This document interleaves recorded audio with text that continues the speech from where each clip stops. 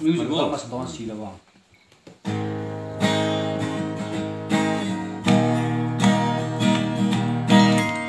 om don ve tri nang chemo nam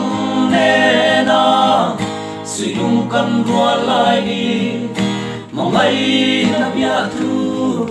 kan shil dum lai pe kha maria kom ko har zuala ka don kir chang hia ka lung ale mang ne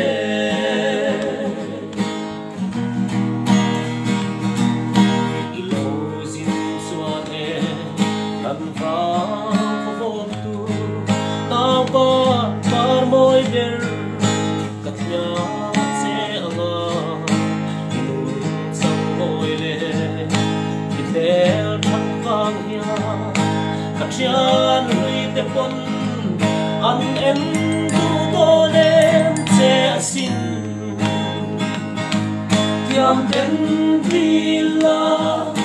in sun le zua mai na kam zua an yang am don em ni sikul chol hun zua kan vang ko pui mo ve turin helai mate lo zin dero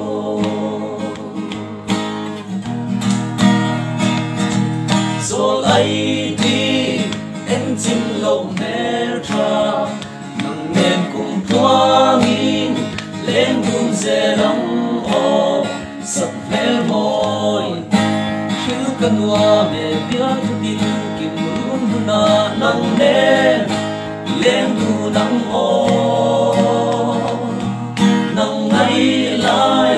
quang hian kam moi lo tuang in nang ne lem du nang o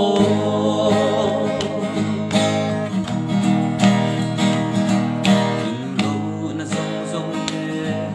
in ai dang to na del na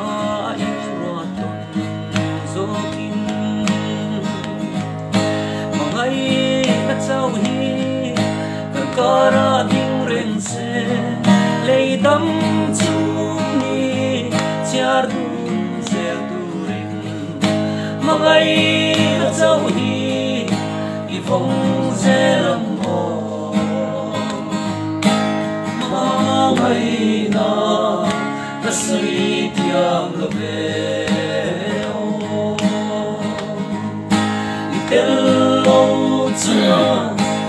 in sai re hi mo ka rel thei mol lo ve ka tru vanun le min kal san su khomai ne ka piang om reng ro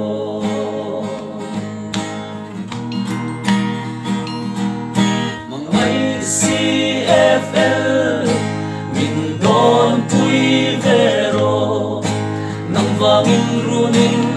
kabelgam to silo katsule swale ang shang si katona silna run kavai dunwat vang chehiane